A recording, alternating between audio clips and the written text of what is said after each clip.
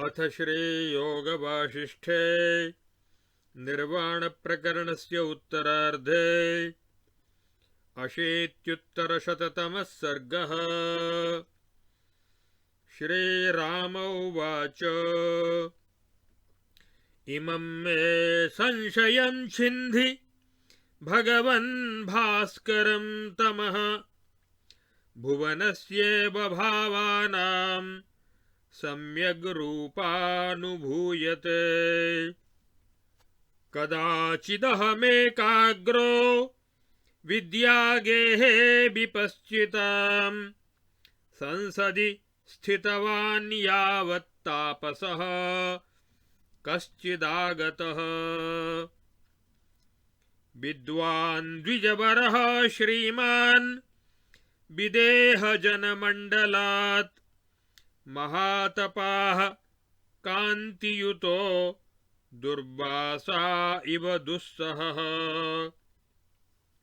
स प्रविश्याभिवन्द्याशु सभामाभास्वरद्युतिम् उपविश्यासने तिष्ठन् अस्माभिरभिवादितः। वेदान्तसाङ्ख्यसिद्धान्तवादान् संहृत्य सत्तमं सुखोपविष्टं विश्रान्तं तमहं पृष्टवानिदम्। दीर्घाध्वना परिश्रान्तः सयत्न इव लक्ष्यसे वदाद्य वदतां श्रेष्ठ कुत आगमनं कृतम्। ब्राह्मण उवाच एवमेतन्महाभाग सुमहायत्नवानहं यदर्थमागतोऽस्मीह तस्याकर्णय निर्णयम्। वैदेहो नाम देशोऽस्ति सर्वसौभाग्यसंयुतः स्वर्गस्याम्बरसंस्थस्य प्रतिबिम्बमिवावनौ। तत्राहं ब्राह्मणो जातः प्राप्तविद्यश्च संस्थितः कुन्दावदातदन्तत्वात् कुन्ददन्त इति श्रुतः। अथाहं जातवैराग्यः प्रविहर्तुं प्रवृत्तवान् देवद्विजमुनीन्द्राणां सम्भ्रमाच्छ्रमशान्तये। श्रीपर्वतमखण्डेऽहं कदाचित् प्राप्तवानहं तत्रावसं चिरं कालं मृदुदीर्घं तपश्चरन्। तत्रास्त्यरण्यं विदितं मुक्तं तृणवनादिभिः त्यक्ततेजस्तमोभ्रादि भूमाविव नभस्थलम्। तत्रास्ति मध्ये बिटपी लघुः पेलवपल्लवः स्थित एषोऽम्बरे शून्ये मन्दरश्मिरिवांशुमान्। लम्बते तस्य शाखायां पुरुषः पावनाकृतिः भानुर्भानाविव रश्मिग्रहीतो ग्रथिताकृतिः। मौञ्जदामनिबद्धोर्ध्वपादो नित्यमवाक्षिराः अष्ठीलत्वं दधदिव महाष्ठीलस्य शाल्मलेः। दृष्टः प्राप्तेन तं देशं स कदाचिन्मया पुमान् विचारितो निकटतो वक्षः स्थाञ्जलिसम्पुटः। यावज्जीवत्यसौ विप्रो निःश्वसित्य हता कृतिः शीतवातातपस्पर्शान् सर्वान् वेत्ति च कालजान्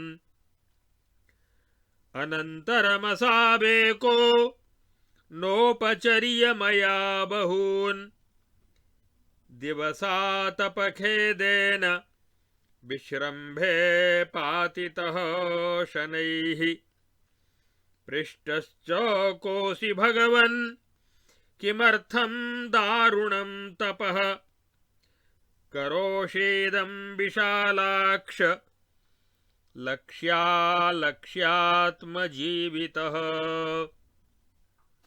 अथ तेनोक्तमर्थस्ते क इवानेव तापस अर्थेनातिविचित्रा हि भवन्तीच्छाः शरीरिणाम् इत्युक्तवान् प्रयत्नेन सोऽनुबन्धेन वै मया यदा पृष्टस्तदा तेन ममोक्तमिदमुत्तरम् मथुरायामहं जातो वृद्धिं यातः पितुर्गृहे बाल्ययौवनयोर्मध्ये स्थितः पदपदार्थवित् समग्रसुखसंभारकोशो भवति भूमिपः इत्यहं श्रुतवांस्तत्र भोगार्थे नवयौवनः अथ सप्तमहाद्वीपविस्तीर्णाया भुवः पतिः स्यामित्यहमुदारात्मा परिबिम्बितवांश्चिरम् इत्यर्थेन समागत्य देशमित्थमहं स्थितः अत्र 12 वर्षाणि समतीतानि मानद तदकारणमित्रत्वं गच्छेष्टं देशमाशुगः अहं चाभिमतप्राप्तेरित्थमेव दृढस्थितिः इति तेनाहमुक्तः संस्तमित्थं प्रोक्तवान् शृणु आश्चर्यश्रवणे चेतः खेदमेति न धीमतः साधो यावत् त्वया प्राप्तो न नामाभिमतो वरः त्वद्रक्षा परिचर्यार्थमिह तावदहं स्थितः मयेत्युक्ते सपाषाणमौनवानभवञ्छमि निमीलिते क्षणः क्षीणरूपस्त्वकलनो बहिः तथाहं पुरतस्तस्य काष्ठमौनवतो वसम् षण्मासान् विगतोद्वेगं वेगान् कालकृतान् सहन् अर्कबिम्बाद्विनिष्क्रम्य तत्प्रदेशान्तरे स्थितम् एकदा दृष्टवानस्मि पुरुषं भानुभास्वरम् स तेन पूज्यते यावन्मनसा कर्मणा मया उवाच तावद्वचनममृतस्यन्दसुन्दरम् शाखाप्रलम्बनपर हे ब्रह्मन् दीर्घतापस तपः संहर संहारि गृहाणाभिमतं वरम् सप्ताब्धिद्वीपबलया पालयिष्यसि मेदिनीं 7 वर्षसहस्राणि देहेनानेन धर्मतः एवं समीहितं दत्वा स द्वितीयो दिवाकरः गन्तुमस्तमथार्काब्धिमविशत् प्रोदितो यतः तस्मिन् याते मया प्रोक्तम् तस्य शाखा तपस्विनः श्रुतदृष्टानुभूताग्र्य वरदस्य विवेकिनः सम्प्राप्ताभिमतं ब्रह्मंस्तरुशाखावलम्बनम् तपस्त्यक्त्वा यथा प्राप्तं व्यवहारं समाचर एवमङ्गीकृतवतः पादौ तस्य मया ततः मुक्तौ बिटपिनस्तस्मादालानात् कालभाविव स्नातः पवित्रहस्तोऽसौ चक्रे जप्त्वा घमर्षणम् फलेन पुण्यलब्धेन बिटपाद्व्रतपारणम्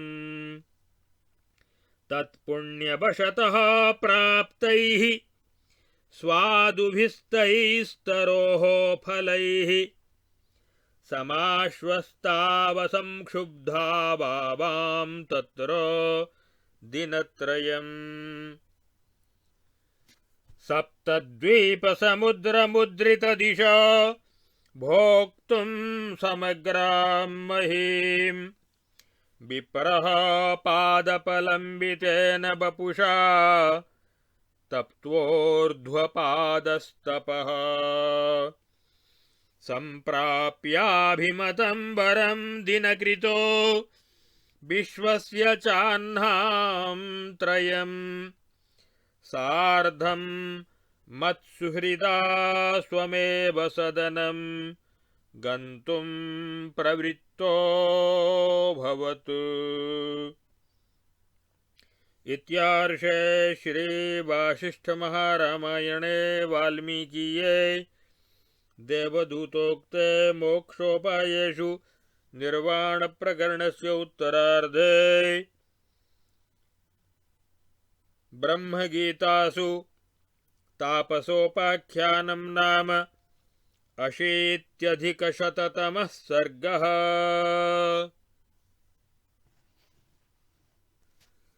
अथ 81+100तमः सर्गः। कुन्ददन्त उवाच आवासमन्तरे गन्तुं प्रवृत्तौ मुदिताकृते मथुरानगरीं चन्द्रसूर्याविन्द्रपुरीमिव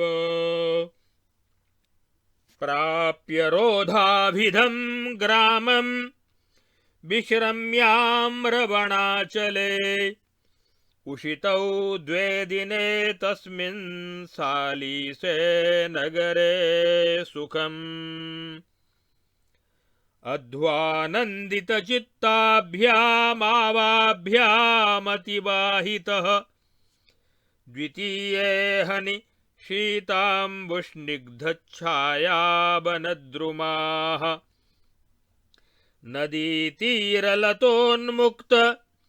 पुष्पप्रकरपाण्डुराः तरत्तरङ्गझाङ्कार गायनानन्दिताध्वगाः स्निग्धद्रुमवनच्छाय रणन्मृगविहङ्गमाः स्थूलशाद्वलशाखाग्र प्रोतावश्याय मौक्तिकाः जङ्गलाद्रिपुरग्राम श्वभ्रानूपस्थलावनीः समुल्लङ्घ्य दिने तस्मिन् सरित्स्रोतः सरांसि च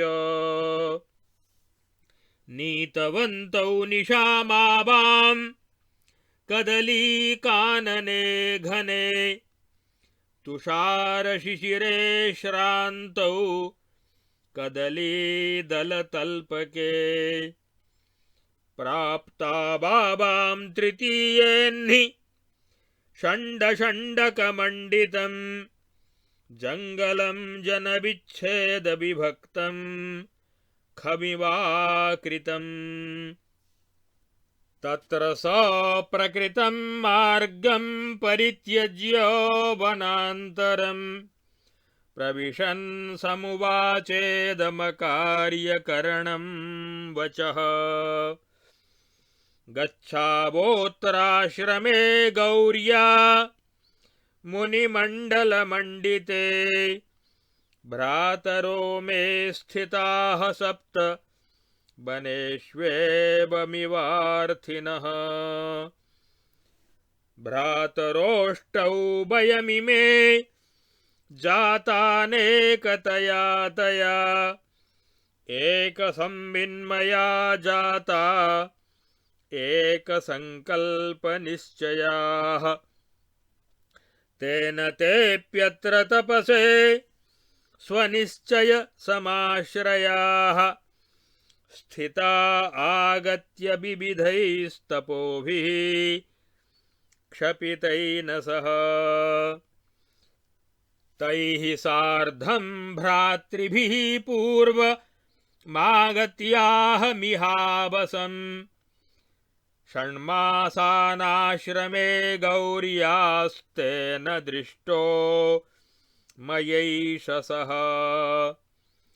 पुष्पखण्डतरुच्छाया सुप्तमुग्धमृगार्भकः पर्णोटजाग्रविश्रान्त शुकोद्ग्राहित शास्त्रदृक् तद्ब्रह्मलोकसंकाश मेहि मुन्याश्रमं श्रिये गच्छावोच्छतरं तत्र चेतः पुण्यैर्भविष्यति विदुषामपि धीराणामपि तत्त्वविदामपि त्वरते हि मनः पुंसामलं बुद्धिविलोकने तेनेत्युक्ते च तावावां प्राप्तो मुन्याश्रमं च तं यावत्तत्र महारण्ये पश्यावश्चान्तरूपिणम् न वृक्षं नोटजं किञ्चिन्न गुल्मं न च मानवं न मुनिं नार्भकं नान्यन्न वेदिं न च वा द्विजम् केवलं शून्यमेवाति तदारण्यमनन्तकम् तापोपतप्तमभितो भूमौ स्थितमिवाम्बरम् हा कष्टं किमिदं जातमिति तस्मिन् वदत्यथ आबाभ्यां सुचिरं भ्रान्त्वा दृष्ट एकत्र वृक्षकः स्निग्धच्छविर्घनच्छायः शीतलोऽम्बुधरोपमः तले तस्य समाधाने संस्थितो वृद्धतापसः आवामग्रे मुनेस्तस्य छायायां शाद्वलस्थले उपविष्टौ चिरं यावन्नासौ ध्यानान्निवर्तसे ततश्चिरेण कालेन मयोद्वेगेन चापलात् उक्तं मुने प्रबुध्यस्व ध्यानादित्युच्चकैर्वचः शब्देनोच्चैर्मदीयेन सम्प्रबुद्धो भवन्मुनिः सिंहोऽम्बुदरवेणेव जृम्भां कृत्वाभ्युवाच च कौ भवन्ताभिमौ साधु क्वासौ गौर्याश्रमो गतः केन वाहमिहानीतः कालोऽयं कश्च वर्तते तेनेत्युक्ते मयाप्युक्तं भगवन् विद्धि ईदृशम् न किञ्चिदावां बुद्धोऽपि कस्माज्जानासि न स्वयम् इति श्रुत्वा स भगवान् पुनर्ध्यानमयोऽभवत् ददर्शोदन्तमखिलोमस्माकं स्वात्मनस्तथा मुहूर्तमात्रेणोवाच प्रबुद्ध्यो ध्यानतो मुनिः श्रूयतामिदमाश्चर्यमार्यौ हि कार्यवेदिनौ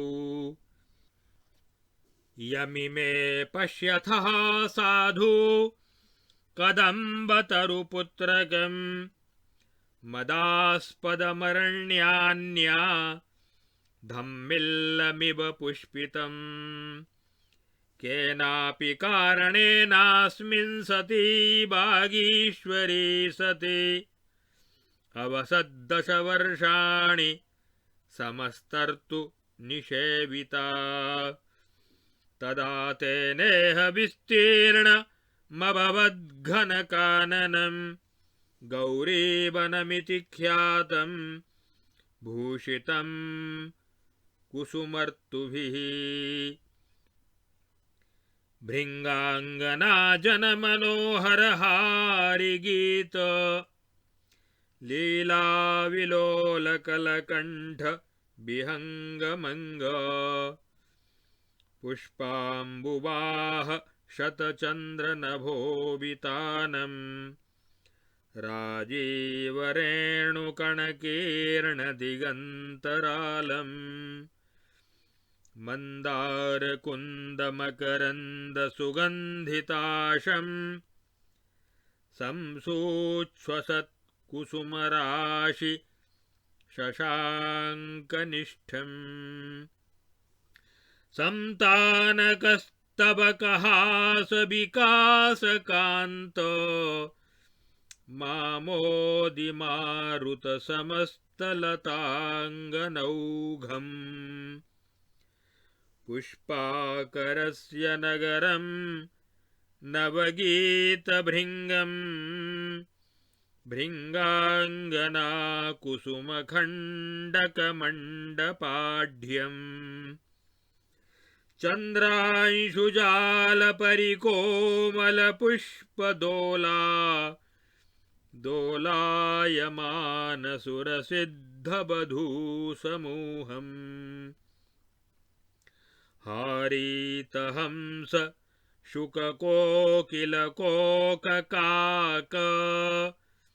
चक्राव्हभास कलबिङ्ककुलाकुलाङ्गम् भेरुण्डकुक्कुटकपिञ्जलहेमचूड राढामयूरबक कल्पितकेलिरम्यम् गन्धर्वयक्षसुरसिद्धकिरीटघृष्ट पादाजकर्णिककदम्बसरस्वतीकम् वातायनं कनककोमलचम्पकौघ ताराम्बराम्बुधर पूरगृहीतगन्धम् मन्दानिलस्खलितपल्लववालवल्ले विन्यासगुप्त दिवसाधिपरश्मिशीतम् पीतं कदम्बकरवीरकनालिकेर तालीतमाल कुलपुष्पपरागपूरैः कल्हारकीर्णकुमुदोत्पलपद्मखण्ड बल्गच्चकोरबककोककदम्बहंसम् तालीसगुग्गुलक चंदन पारिभद्र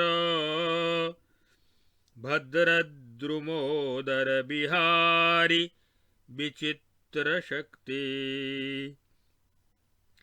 तस्मिन् वने चिरमुवास हरार्धदेहा केनापि कारणवशेन चिराय गौरी भूत्वा प्रसन्न शशिबिम्बमुखी कदम्ब बागीश्वरी शशिकलेव शिवस्य मूर्ध्नि।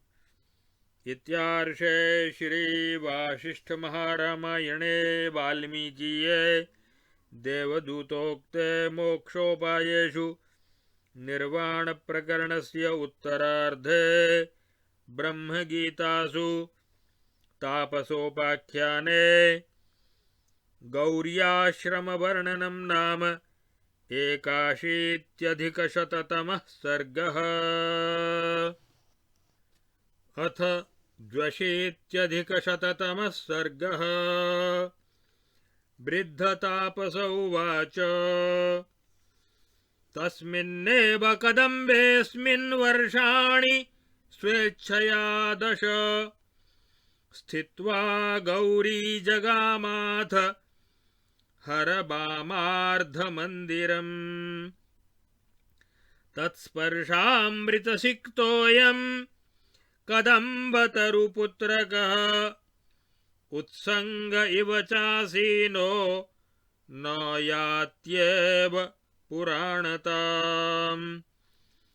ततो गौर्या प्रयातायां तद्वनं तादृशं महत् सामान्यवनतां यातं जनवृन्दोपजीवितम्।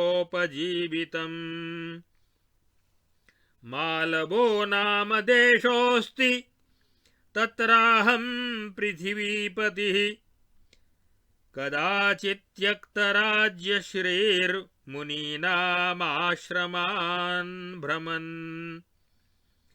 इमं देशमनुप्राप्त इह चाश्रमवासिभिः पूजितोऽस्य कदम्बस्य ध्याननिष्ठस्थले स्थितः।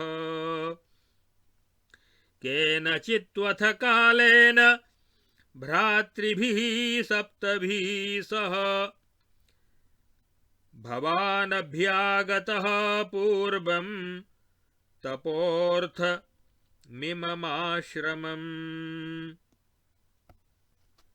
तपस्विनोष्टाभिहते तथा नाम तदावसन् यथा तपस्विनोऽन्येते तेषां मान्यास्तपस्विनः। कालेनानन्तरमसावेकः श्रीपर्वतं गतः स्वामिनं कार्तिकेयं च द्वितीयस्तपसे गतः। वाराणसीं तृतीयस्तु चतुर्थो गाद्धिमाचलम् इहैव ते परे धीराश्चत्वारोऽन्ये परं तपन्। सर्वेषामेव चैतेषां प्रत्येकं त्वेतदीप्सितम् यथा समस्तद्वीपाया भुवोऽस्याः स्यां महीपतिः। अथ सम्पादितं तेषां सर्वेषामेतदीप्सितं तपस्तुष्टाभिरिष्टाभिर्देवताभिर्वरैर्वरैः।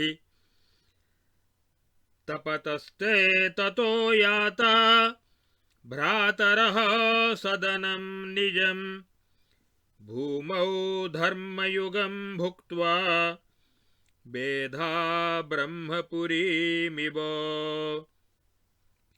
तैर्भवद्भ्रातृभिर्भव्य वरदानविधौ तदा इदम्बरोद्यता यत्नात् प्रार्थिताः स्वेष्टदेवताः देव्यस्माकमिमे सर्वे सप्तद्वीपेश्वरस्थितौ सत्याः प्रकृतयः सन्तु सर्व आश्रमवासिनः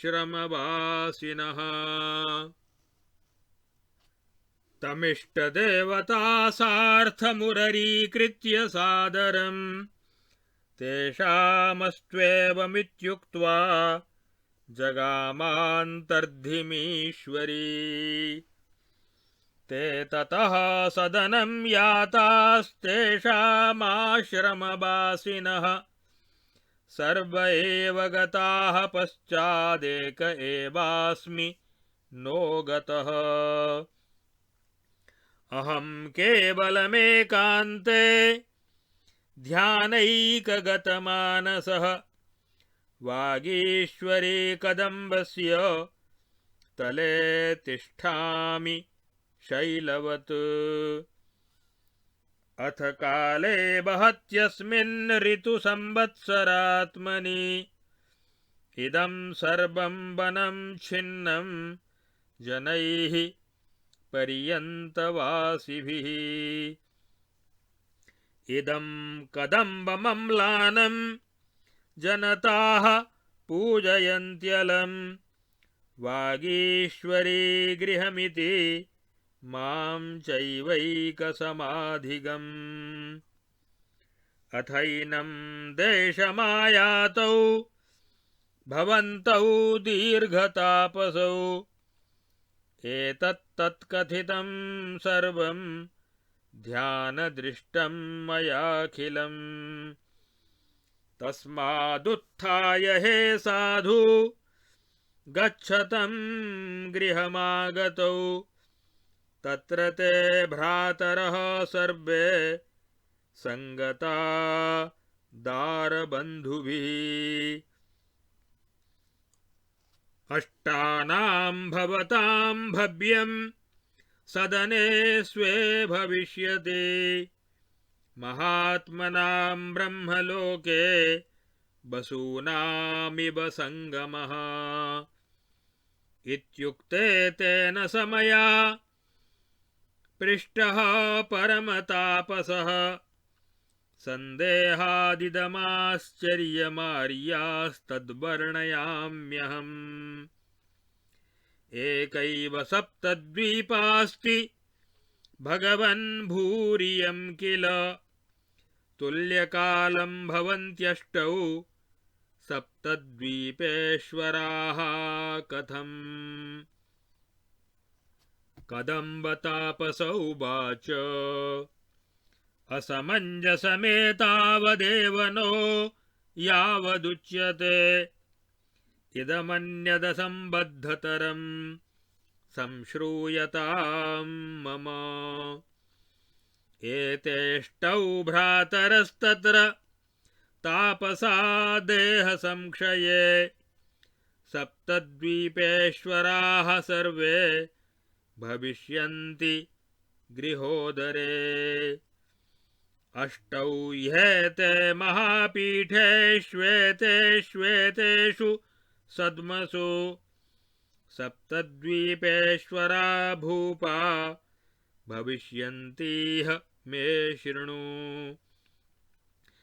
अस्त्येतेषां किलाष्टानां भार्याष्टकमनिन्दितं दिगन्तराणां नियतं ताराष्टकमिवोज्ज्वलम् तद्भार्याष्टकमेतेषु यातेषु तपसे चिरं बभूव दुःखितं स्त्रीणां यद्वियोगो हि दुस्सहः दुःखिताः प्रत्यये तेषां चक्रुस्तादारुणं तपः शतचान्द्रायणं तासां तुष्टाभूत्तेन पार्वती अदृश्योवाच सा तासां वचोऽन्तः पुरमन्दिरे देवी सपर्यावसरे प्रत्येकं पृथगीश्वरी। देव्युवाच भर्तर्थमथ चात्मार्थे गृह्यतां बालिके वरः चिरं क्लिष्टासि तपसा निदाघेनेव मञ्जरी। इत्याकर्ण्यवचो देव्या दत्तपुष्पा चिरंटिका स्ववासनानुसारेण कुर्वाणैवेश्वरी स्तवम्। आनन्दमन्थरोवाच वचनं मृदुभाषिणी आकाशसंस्थितां देवीं मयूरीबाभ्रमालिकाम्। चिरंटिकोवाच देवि देवाधिदेवेन यथा ते प्रेम शंभुना भर्त्रा मम तथा प्रेम सभर्तास्तु ममामरः। देव्युवाच आसृष्टेर्नियतेर्दार्ढ्यादमरत्वं न लभ्यते तपोदानैरतोऽन्यं त्वं वरं वरय सुब्रते। चिरंटिकोवाच अलभ्यमेतन्मे देवि तन्मद्भर्तुर्गृहान्तरात् मृतस्य मा विनिर्यातु जीवो बाह्यमपि क्षणात्। देहपातश्च मे भर्तुर्यदा स्यादात्ममन्दिरे तदेतदस्त्विति वरो दीयतामम्बिके मम। देव्युवाच एवमस्तु सुते त्वं च पत्यौ लोकान्तरास्थिते भविष्यसि प्रिया भार्या देहान्ते नात्र संशयः। इत्युक्त्वा विररामासौ गौर्या गीर्गगनोदरे मेघमालाध्वनिरिव निरवद्य समुद्यता। देव्यां गतायां भर्तारस्तासां कालेन केनचित् ते ककुभ्यः समाजग्मुः सर्वे प्राप्तमहाबराः। अद्यायमपि संयातु भार्याया निकटं पतिः भ्रातॄणां बान्धवानां च भवत्वन्योन्यसङ्गमः। इदमन्यदथे तेषामसमञ्जसमाकुलं शृणु किं वृत्तमाश्चर्यमार्यकार्योपरोधकम्। तप्यतां तपयेतेषां पितरौ तौ बधूयुतौ तीर्थमुन्याश्रमश्रेणीं द्रष्टुं दुःखान्वितौ गतौ। शरीरनैरपेक्ष्येण पुत्राणां हितकाम्यया गन्तुं कलापग्रामं तं यत्नवन्तौ बभूवतुः। तौ प्रयातौ मुनिग्राम मार्गे ददृशतुः सितं पुरुषं कपिलं ह्रस्वं भस्मांगं चोर्ध्वमूर्धजम्। धूलीलवमनादृत्य तं जरत्पान्थशङ्कया यदा तौ जग्मतुस्तेन स उवाचान्वितः क्रुधा। स बधूकमहामूर्ख तीर्थार्थी दारसंयुतः मां दुर्वासतमुल्लङ्घ्य गच्छस्य विहिता नतिः बधूनां ते सुतानां च गच्छतस्तपसार्जिताः विपरीता भविष्यन्ति लब्धा अपि महावराः इत्युक्तवन्तं तं यावत् सदारोथ बधूयुतः सन्मानं कुरुते तावन्मुनिरन्तर्धिमाययौ अथ तौ पितरौ तेषां सबधूकौ सुदुःखितौ कृशीभूतौ दीनमुखौ निराशौ गृहमागतौ अतो वदाम्यहं तेषां नैकं नामासमञ्जसम् असमञ्जसलक्षाणि गण्डे स्फुटा इव चिद्व्योमसङ्कल्पमहापुरेऽस्मिन् इत्थं विचित्राण्यसमञ्जसानि निःशून्यरूपेऽपि हि सम्भवन्ति दृश्ये यथा व्योमनि दृश्यजृम्भाः इति श्री वासिष्ठमहारामायणे वाल्मीकीये देवदूतोक्ते मोक्षोपायेषु निर्वाणप्रकरणस्य उत्तरार्धे ब्रह्मगीतासु तापसोपाख्यानान्तर्गत सप्तद्वीपेश्वरोपाख्याने सप्तद्वीपेश्वरवर्णनं नाम 82-शततमः सर्गः।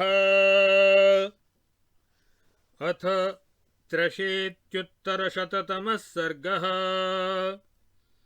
कुन्ददन्त उवाच ततः पृष्टो मया तत्र स गौर्याश्रमतापसः तापसं शुष्कदर्भाग्रजराजर्जरमूर्धजः एकैव सप्तद्वीपास्ति वसुधा यत्र तत्र ते सप्तद्वीपेश्वरा अष्टौ भवन्ति कथमुत्तमाः यस्य जीवस्य सदनान्नास्ति निर्गमनं बहिः स करोति कथं सप्तद्वीपेशत्वेन दिग्जयम् यैर्वरावरदैर्दत्ताः शापस्ते तद्विरुद्धताम् कथं गच्छन्ति कथं छायाहितापताम् मिथो शक्यां कथं धर्मौ स्थितिमेकत्र गच्छतः आधार एवाधेयत्वं करोति कथमात्मनि। गौर्याश्रमतापस उवाच सम्पश्यसि किमेतेषां भो साधो शृण्वनन्तरम् अष्टमेऽस्मिन् सुसम्प्राप्ते तं प्रदेशं सबान्धवम् इतो भवन्तौ तं देशमासाद्य सुखसंस्थितौ स्वबन्धु सुखसंस्थानौ कञ्चित्कालं भविष्यतः ततस्तेष्टौ मरिष्यन्ति भ्रातरः क्रमशो गृहे बन्धवोऽथ करिष्यन्ति तेषां देहांस्तदग्निसात् तेषां ते संविदाकाशाः पृथक् पृथगवस्थिताः मुहूर्तमात्रं स्थास्यन्ति सुषुप्तस्था जडा इव एतस्मिन्नन्तरे तेषां तानि कर्माणि धर्मतः एकत्र संघटिष्यन्ति बरशापात्मकानि खे कर्माणि तान्यधिष्ठात्रिदेवरूपाणि पेटकं वरशापशरीराणि करिष्यन्ति पृथक् पृथक् बरास्तेऽत्रो गमिष्यन्ति सुभगाः पद्मपाणयः ब्रह्मदण्डायुधाश्चन्द्रधवलाङ्गाश्चतुर्भुजाः शापास्तत्र भविष्यन्ति त्रिनेत्राः शूलपाणयः भीषणाः कृष्णमेघाभा द्विभुजा भ्रुकुटीमुखाः वरा वदिष्यन्ति सुदूरं गम्यतां शापाः कालोऽस्माकमुपागतः ऋतूनामिव तन्नाम कः समर्थोऽति वर्तितुम् शापा वदिष्यन्ति गम्यतां हे बरा दूरं कालोऽस्माकमुपागतः ऋतूनामिव तन्नाम कः समर्थोऽति वर्तितुम्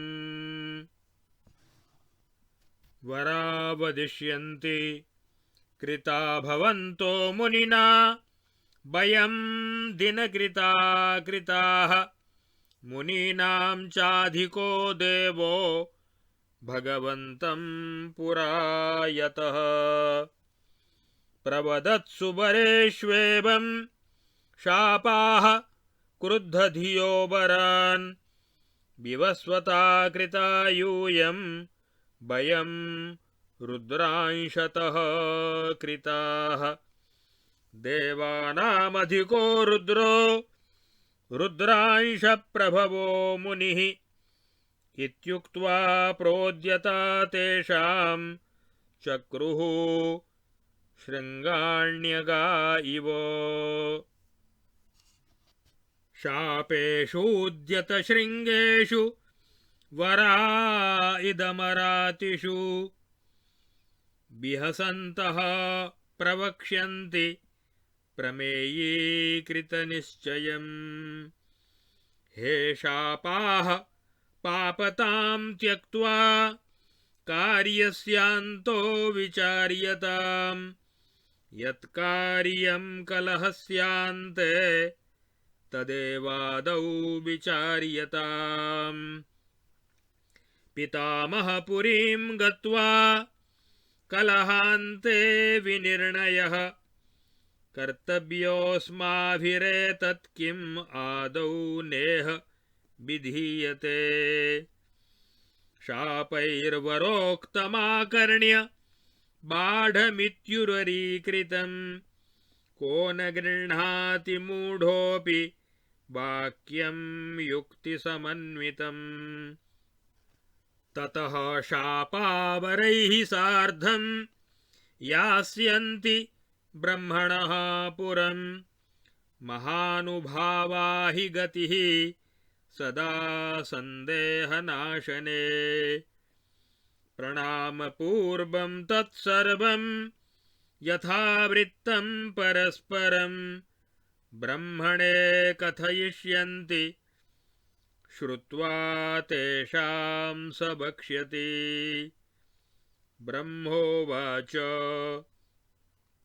वर्षापाधिपा भो भो येऽन्तः सारा जयन्ति ते केऽन्तः सारा इति मिथो नूनमन्विष्यतां स्वयम् इति श्रुत्वा प्रविष्टास्ते सारतां समवेक्षितुं वराणां हृदयं शापाः शापानां हृदयं वराः ते परस्परमन्विष्य स्वयं हृदयसारतां ज्ञात्वा च समवायेन प्रवक्ष्यन्ति पितामहम्। शापा वक्ष्यन्ति जिताः प्रजानाथ भयम् नान्तःसारा वयं यतः अन्तःसारा वरा एव वज्रस्तम्भा इवाचलाः। वयं किलेमे भगवन्वराः शापाश्च सर्वदा ननु संविन्मया एव देहोऽन्योऽस्माकमस्ति नो। वरदस्य हि या संविद् वरो दत्त इति स्थिता सैवार्थिनि मया लब्धो वरोऽयमिति तिष्ठति। विज्ञप्तिमात्रकचनं देहं सैव फलं ततः पश्यत्यनुभवत्यत्ति देशकालशतभ्रमैः। वरदात्मा गृहीतत्वाच्चित्कालान्तरसंभृता यदा तदान्तःसारासौ दुर्जया न तु शापजा। वरप्रदानं वरदैर्वरदानां वरार्थिभिः यदा शुचिरमभ्यस्तं वराणां सारता तदा। यदेव शुचिरं संविदभ्यस्यति तदेव सा सारमेवाशु भवति भवत्याशु च तन्मयी। शुद्धानामतिशुद्धैव संविज्जयति संविदाम् अशुद्धानां त्वशुद्धैव कालात् साम्यं न विद्यते। क्षणांशेनापि यो ज्येष्ठो न्यायस्तेनावपूर्यते नार्थे न्यायान्तरं किञ्चित् कर्तुमुत्सहते मदम्। समेनो भयकोटिस्थं मिश्रं वस्तु भवेत् समम् वरशापविलासेन क्षीरमिश्रं यथा पयः। समाभ्यां वरशापाभ्यामथवा चिद्विरूपतां स्वयमेवानुभवति स्वप्नेष्विव पुरात्मिका। शिक्षितं त्वत्त एवेति यत्तदेव तव प्रभो पुनः प्रतीपं पठितं शीघ्रं यामो नमोऽस्तु ते। इत्युक्त्वा स स्वयं शापः क्वापि शापगणो ययौ प्रशान्ते तिमिरे दृष्टे व्योम्नि केशोण्ड्रकं यथा। अथान्यो बरपूगोत्र गृहनिर्गमरोधकः स्थानिस्थानमिवादेशः समानार्थोऽभ्यपूरयत्। शापस्थानका वदिष्यन्ति सप्तद्वीपेश जीवानां निर्याणं शवसद्मनः देवेश विद्मो न भयम् अन्धकूपादिबाम्भसाम्। सप्तद्वीपेश्वरानेतानि मे द्वीपेषु सद्मसु कारयन्ति वरावर्या वीरा दिग्विजयं रणे। तदेव मनिवार्येऽस्मिन् विरोधे विबुधेश्वर यदनुष्ठेयमस्माभिस्तदा दिश शिवाय नः। ब्रह्मोवाच सप्तद्वीपेश्वरवरा गृहरोधबराश्च हे कामः सम्पन्न एवेह भवतामपि। व्रजतैतदपेक्षत्वं यावन्नेष्टाबपि चिरं चिराय सदने सप्तद्वीपेश्वराः स्थिताः। समनन्तरमेवैते देहपातात् स्वसद्मसु सप्तद्वीपेश्वराः सर्वे सम्पन्नाः परमं वराः। सर्वे वरा वदिष्यन्ति कुतो भूमण्डलान्यष्टौ सप्तद्वीपानि भूतयः एकमेवेह भूपीठं श्रुतं दृष्टं च नेतरत्। कथं चैतानि तिष्ठन्ति कस्मिंश्चिद् गृहकोशके पद्माक्षकोशके सूक्ष्मे कथं भान्ति मतङ्गजाः।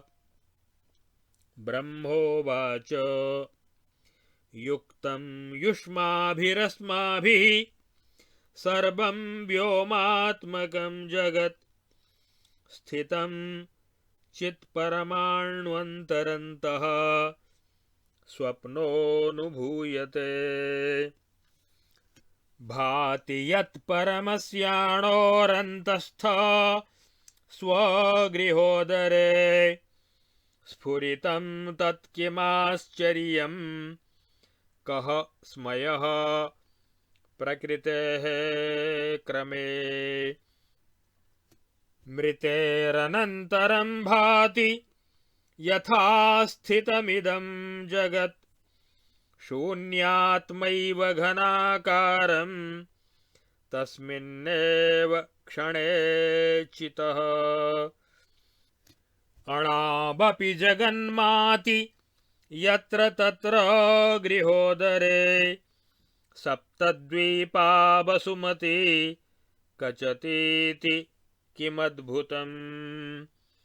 यद्भातीदं च चित्तत्वं जगत्त्वं न जगत् क्वचित् चिन्मात्रमेव तद्भाति शून्यत्वेन यथाम्बरम्।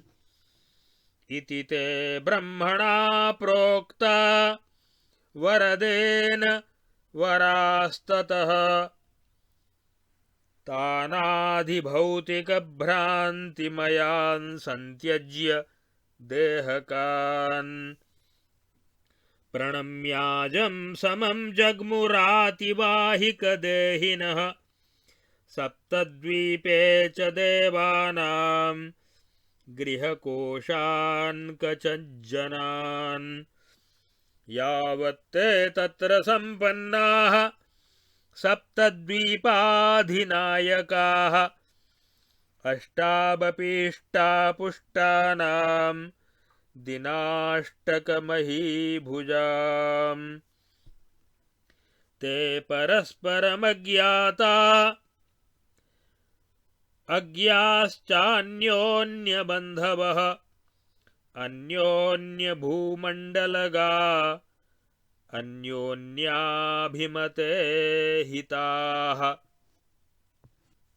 तेषां कश्चिद् गृहस्यान्तरेव तारुण्यसुन्दरः उज्जयिन्यां महापुर्यां राजधान्यां सुखे स्थितः। शाकद्वीपास्पदः कश्चिन्नागलोक जिगीषया विचरत्यब्धिजठरे सर्वदिग्विजयोद्यतः। कुशद्वीप राजधान्यां निराधिः सकलप्रजाः कृतदिग्विजयः कश्चित् सुप्तः कान्तावलम्बितः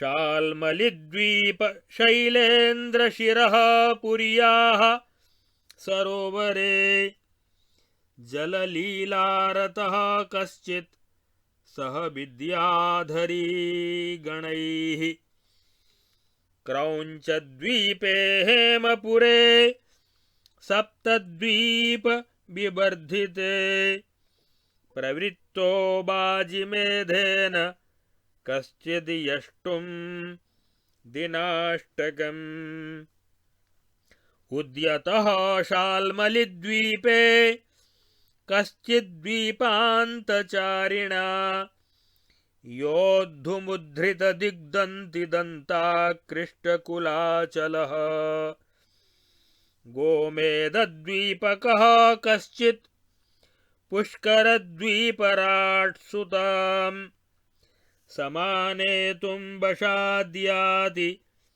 कषत्सेनोष्टमोऽभवत् पुष्करद्वीपकः कश्चिल्लोकालोकाद्रिभूभुजः दूतेन सह निर्यातो धनभूमि दिदृक्षया प्रत्येकमित्थमेतेषां द्वीपद्वीपाधिनाथतां कुर्वतां स्वगृहाकाशे दृष्ट्वा स्वप्रतिभोचिताम् त्यक्ताभिमानिकाकारा द्विविधास्ते बरास्ततः तत्संविद्भिर्गृहेष्वन्तरे कतां खानि खैरिव यास्यन्ति ते भविष्यन्ति सम्प्राप्ताभिमताश्चिरम् सप्तद्वीपेश्वरास्तुष्टा नन्वष्टावपि तुष्टिमत् इत्येते प्रविकसितोदितक्रियार्थाः प्राप्स्यन्ति प्रविततबुद्धयस्तपोभिः अन्तर्यत्स्फुरति विदस्तदेव बाह्ये नाप्तं कैस्तदुचित कर्मभिः किलेति। इत्यार्षे श्री वासिष्ठ महारामायणे वाल्मीकीये देवदूतोक्तमोक्षोपायेषु निर्वाणप्रकरणस्य उत्तरार्धे ब्रह्मगीतासु तापसोपाख्याने द्वीपसप्तकाष्टकवर्णनं नाम 83 सर्गः। अथ 84 सर्गः। कुन्ददन्त उवाच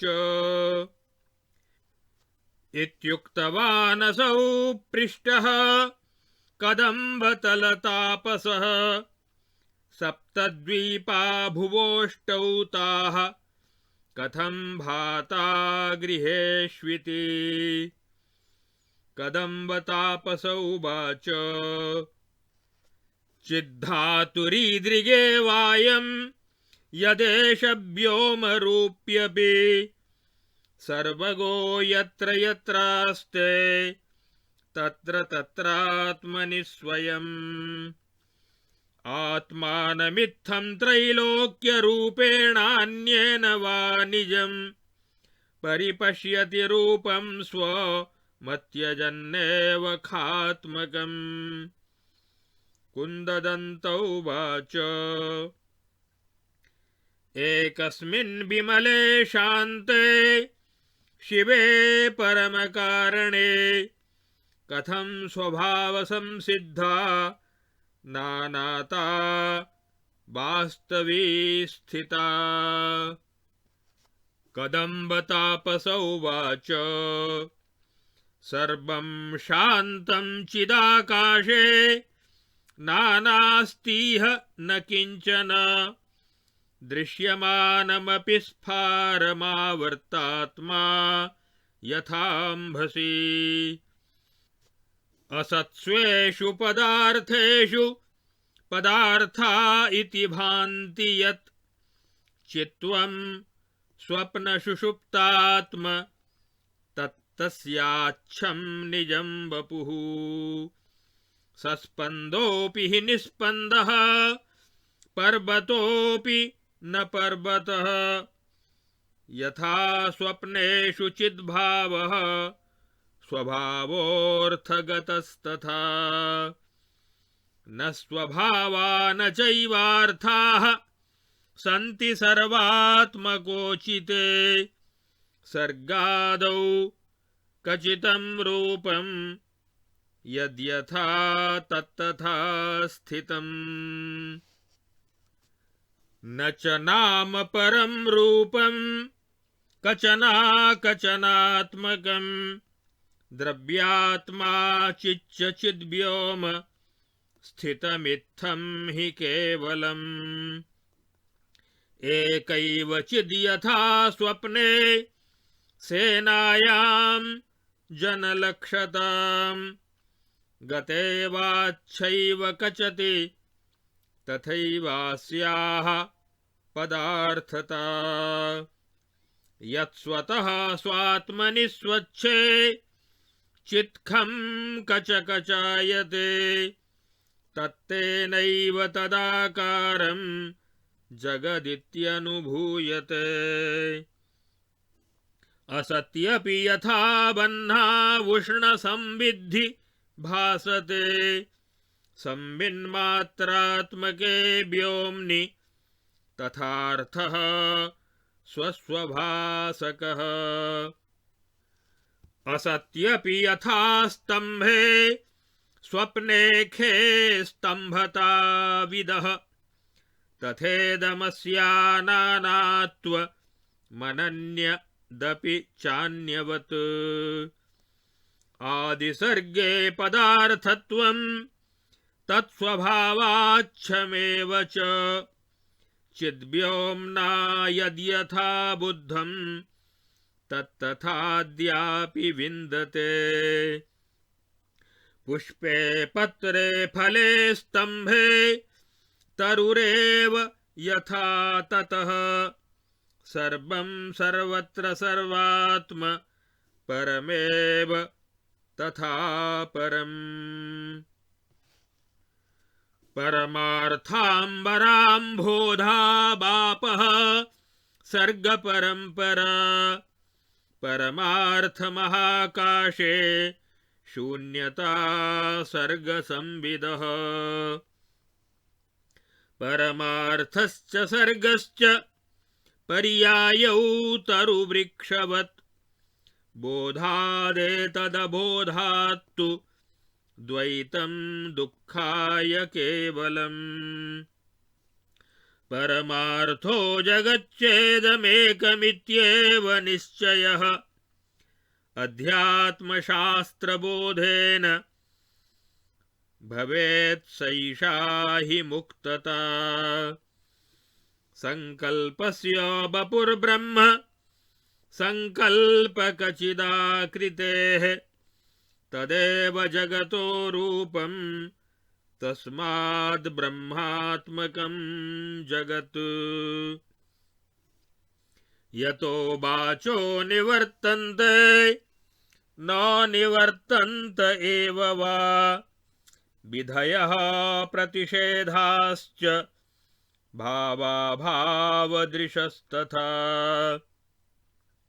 अमौनमौनं जीवात्म यत्पाषाणबदासनं यत्सदेवा सदाभासं तद्ब्रह्माभिधमुच्यते सर्वस्मिन्नेकसुघने ब्रह्मण्येव निरामये का प्रवृत्तिर्निवृत्तिः का भावाभावादिवस्तुनः एकस्यामेव निद्रायां सुषुप्तस्वप्नविभ्रमाः यदा भान्त्यविचित्रायां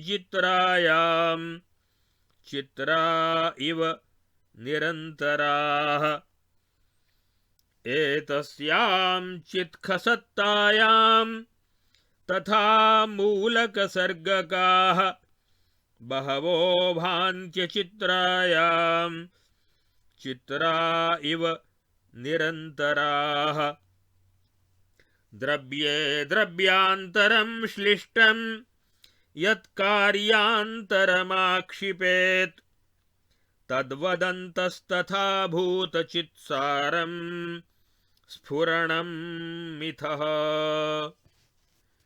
सर्वे पदार्थाश्चित्सारमात्रमप्रतिघाः सदा यथा भान्ति तथा भान्ति चिन्मात्रैकात्मतावशात् चिन्मात्रैकात्मसारत्वाद् यथा संवेदनं स्थिताः निस्पन्दा निर्मनस्काराः स्फुरन्ति द्रव्यशक्तयः अविद्यमानमेवेदं दृश्यते थानुभूयते जगत्स्वप्न इवाशेषं सरुद्रोपेन्द्रपद्मजम् विचित्राः खलु दृश्यन्ते चिज्जले स्पन्दरीतयः हर्षामर्षविषादोत्थ जंगमस्थावरात्मनि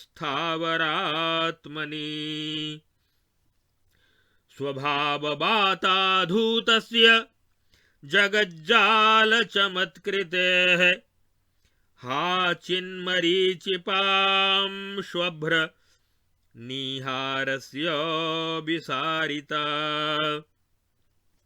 यथा केशोण्ड्रकं व्योम्नि भाति व्यामलचक्षुषः तथैवेयं जगद्भान्तिर्भात्यनात्मविदोऽम्बरे यावत् संकल्पितं तावद् यथा संकल्पितं तथा यथा संकल्पनगरं गच्छतीदं जगत्तथा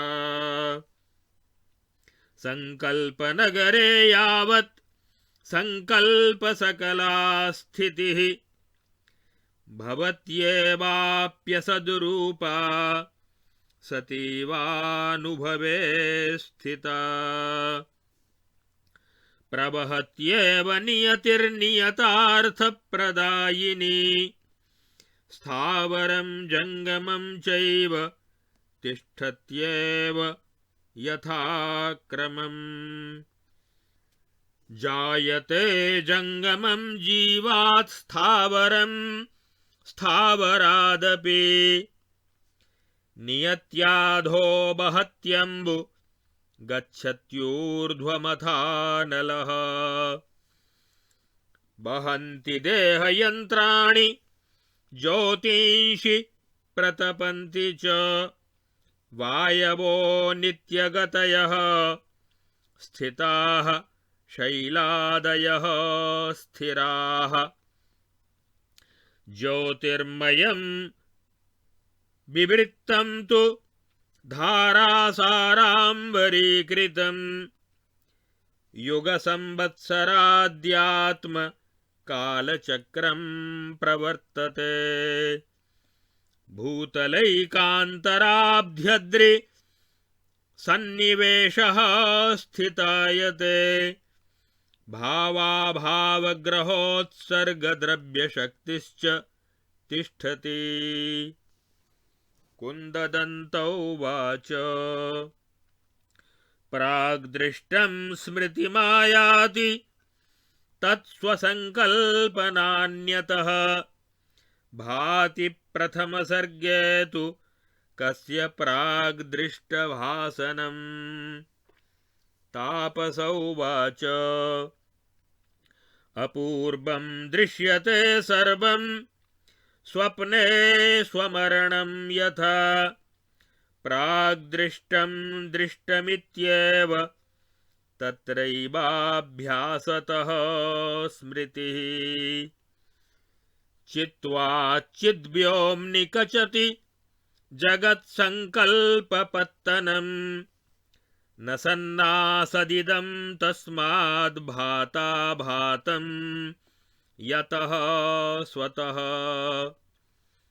चित्प्रसादेन संकल्पस्वप्नाद् यद्यानुभूयते शुद्धं चिद्व्योम संकल्प पुरं मा स्मर्यतां कथम् हर्षामर्षविनिर्मुक्तैर्दुःखेन च सुखेन च प्रकृतेनैव मार्गेण यैश्चक्रैरिव गम्यते निद्राभ्यपगमे स्वप्ननगरे यादृशं स्मृतौ चिद्व्योमात्मपरं विद्धि तादृशं त्रिजगद्भ्रमम् संविदाभासमात्रं यज्जगदित्यभिशब्दितं तत्संविद्व्योम संशान्तं केवलं विद्धि नेतरत् यस्मिन् सर्वं यतः सर्वं यत्सर्वं सर्वतश्च यत् सर्वं सर्वतया सर्वं तत्सर्वं सर्वदा स्थितम् यथेयं संश्रुतिर्ब्राह्मी भवतो यद्भविष्यति यथा भानं च दृश्यस्य तदेतत् कथितं मया उत्तिष्ठतं व्रजतमास्पदमन्हि पद्मं भृङ्गाभिवाभिमतमाशु विधीयतां स्वम् तिष्ठामि दुःखमलमस्तसमाधिसंस्थं भूयः समाधिमहमङ्ग चिरं विशामि। इत्यार्षे श्री वासिष्ठ महारामायणे वाल्मीकीये देवदूतोक्ते मोक्षोपायेषु निर्वाण प्रकरणस्य उत्तरार्धे ब्रह्मगीतासु तापसोपाख्याने कुन्ददन्तोपदेशो नाम 84 सर्गः। अथ 85 सर्गः। कुन्ददन्त उवाच जरन्मुनिरपीत्युक्त्वा ध्यानमीलितलोचनः आसीदस्पन्दितप्राणमनाश्चित्र इवार्पितः आबाभ्यां प्रणयोदारैः प्रार्थितोऽपि पुनः पुनः वाक्यैः संसारमविदन् न बचो दत्तवान् पुनः आवां प्रदेशतस्तस्माच्चलित्वा मन्दमुत्सुकौ दिनैः कतिपयैः प्राप्तौ गृहं मुदितबान्धवम् अथ तत्रोत्सवं कृत्वा कथाः प्रोच्य चिरन्तनीः स्थितास्तावद्वयं यावत् सप्तापि भ्रातरोऽथते क्रमेण विलयं प्राप्ताः प्रलयेष्वर्णवा इव मुक्तोऽसौ मे सखैवैक एकार्णव इवाष्टकः ततः कालेन सोऽप्यस्तं दिनान्तेऽर्क इवागतः अहं दुःखपरीतात्मा परं वैधुर्यमागतः ततोऽहं दुःखितो भूयः कदम्बतरुतापसं गतो दुःखोपघाताय तज्ज्ञानं प्रष्टुमाद्रितः तत्र मासत्रयेणासौ समाधिविरतोऽभवत् प्रणतेन मया पृष्टः सन्निधं प्रोक्तवानथ कदम्बतापस उवाच अहं समाधिविरतः स्थातुं शक्नोमि न क्षणं समाधिमेव प्रविशाम्यहमाशु कृतत्वरः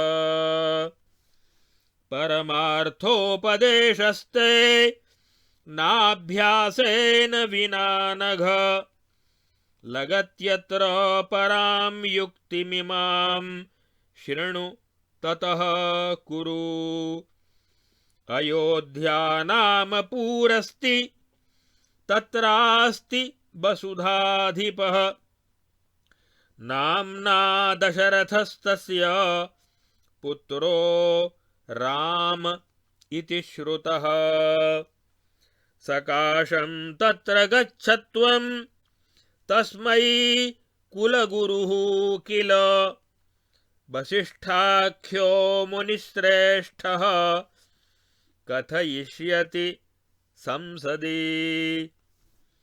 मोक्षोपायकथां दिव्यां तां श्रुत्वा सुचिरं द्विज विश्रान्तिमेष्यसि परे पदेऽहमिव पावने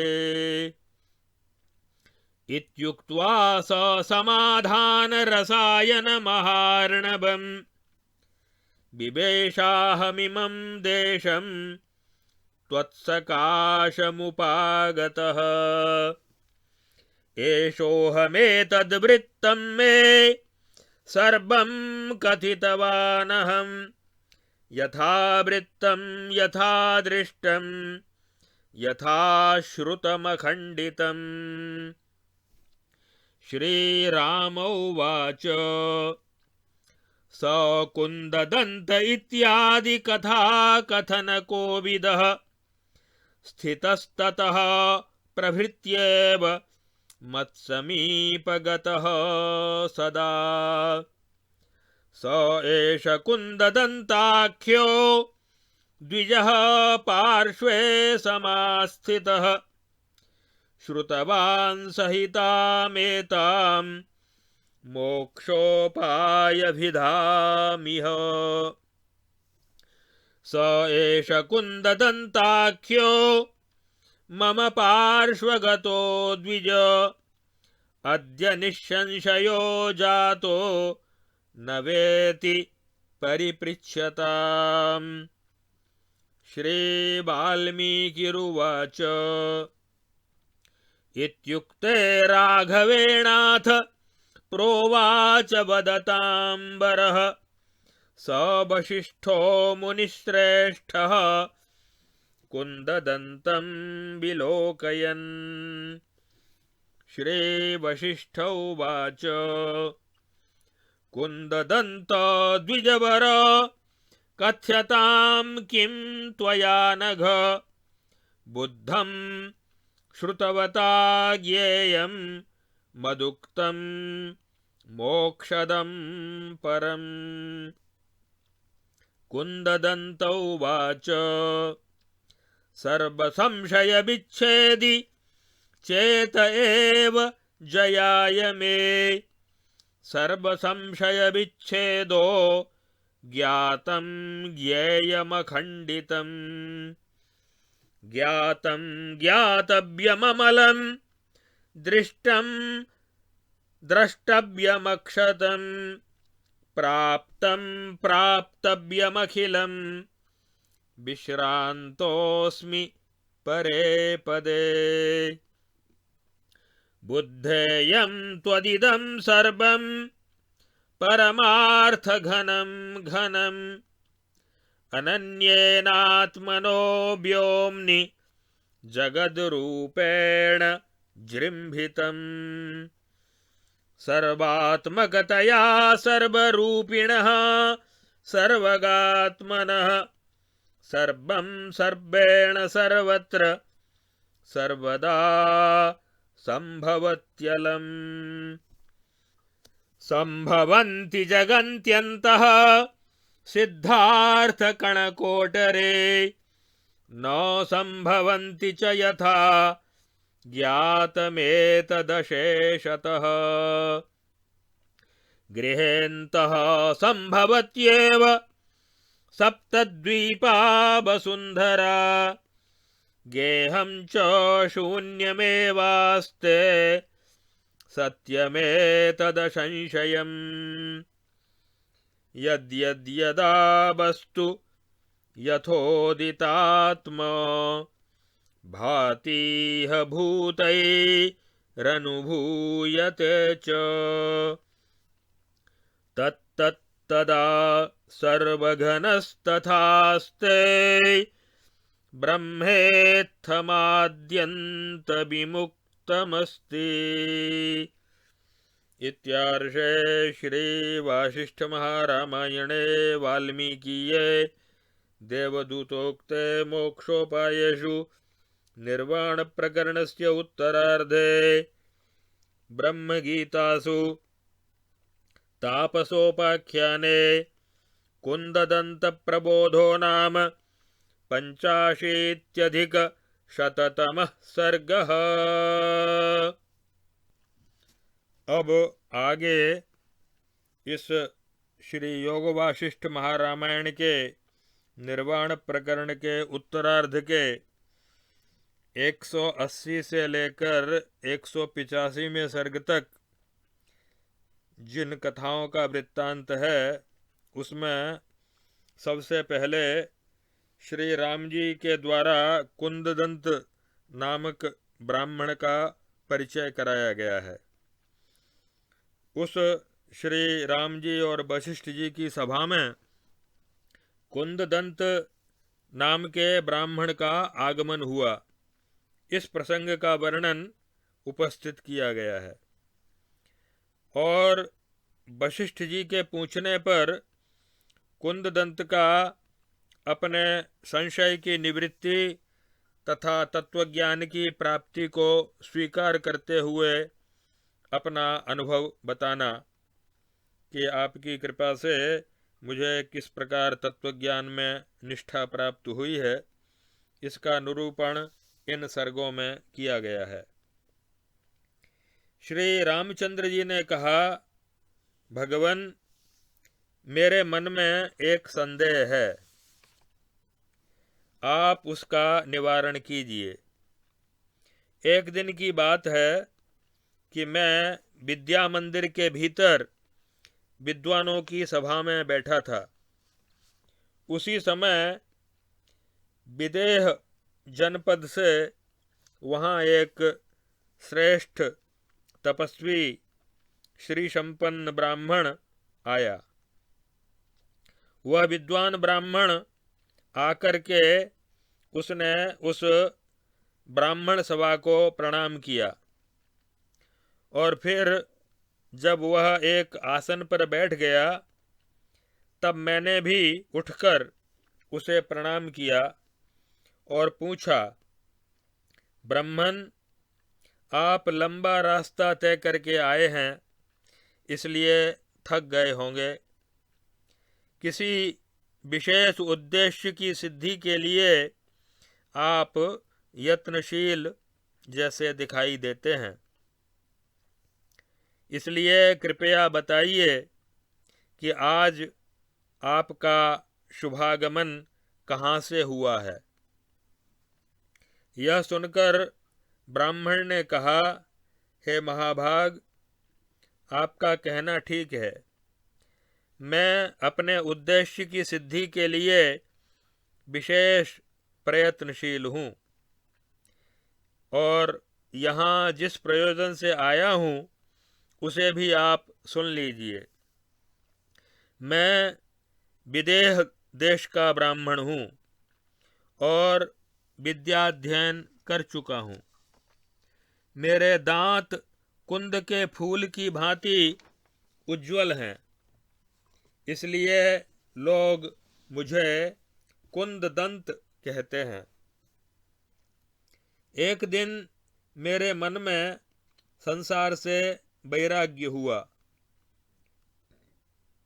और मैं भ्रमजनित क्लेश की शांति के लिए देवताओं, ब्राह्मणों तथा मुनीश्वरों के स्थानों में भ्रमण करने लगा।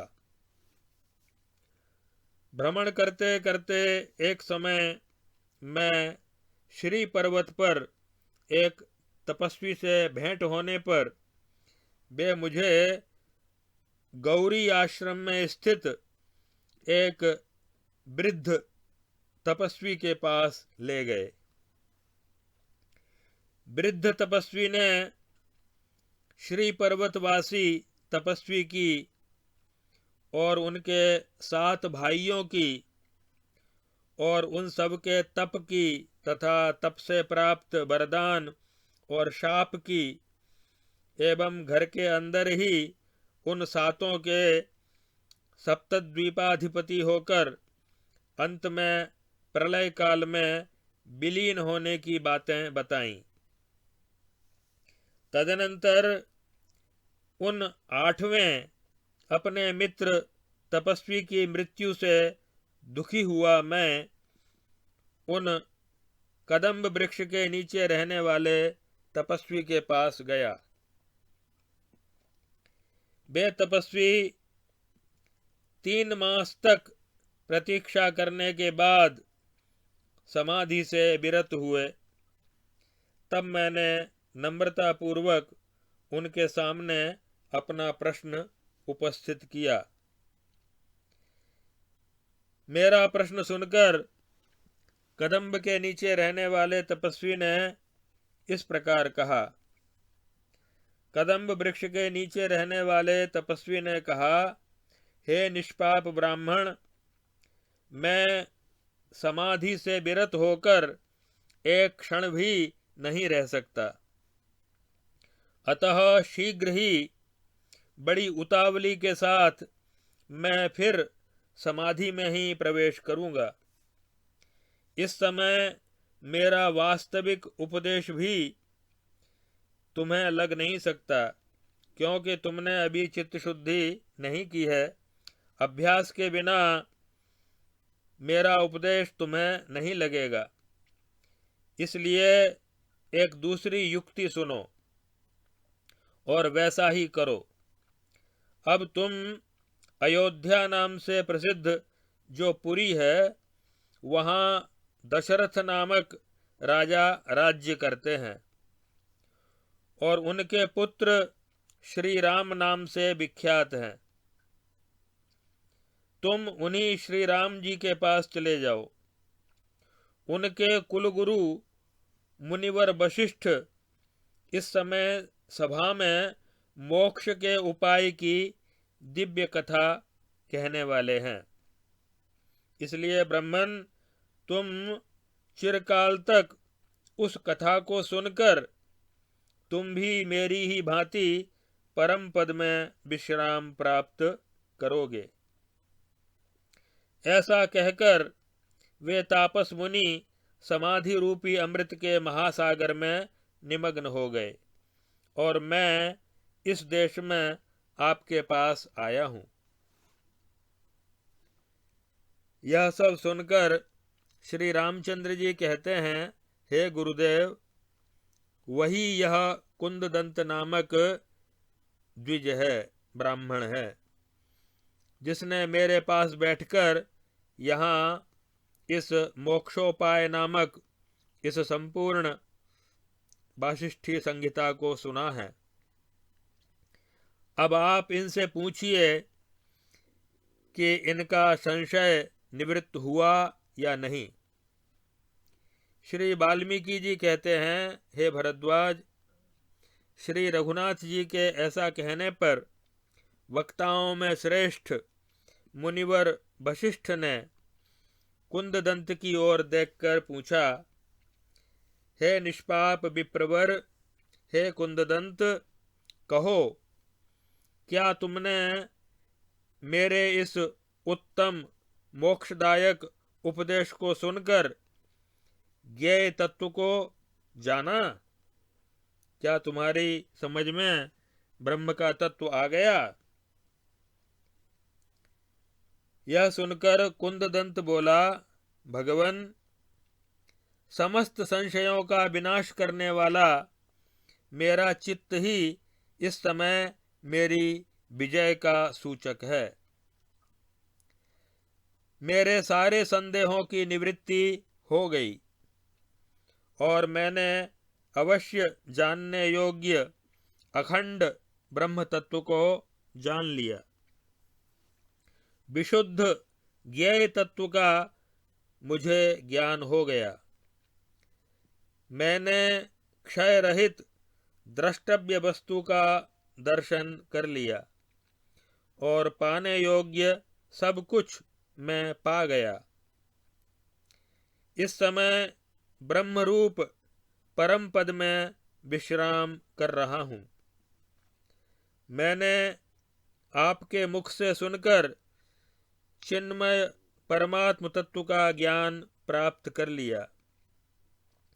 यह जो कुछ दिखाई देता है वास्तव में सब परमार्थ सच्चिदानंद घन रूपी मेघ है, जो चिन्मय आकाश में अपने से अभिन्न जगत के रूप में छाया हुआ है। सर्वात्मक होने के कारण सर्वरूपी सर्वव्यापी परमात्मा का सर्वत्र सदा सबके द्वारा और सब कुछ होना पूर्ण रूप से संभव है। सरसों के एक दाने के छिद्र के भीतर असंख्य ब्रह्मांडों का किस प्रकार होना संभव है और किस प्रकार उनका होना कदापि संभव नहीं है, यह सब मैंने पूर्ण रूप से समझ लिया है। जो जो वस्तु जब जिस रूप में जहाँ भासित होती है और संपूर्ण प्राणियों के अनुभव में आती है, वह उस समय उस रूप में केवल सर्वघन परमात्मा ही है।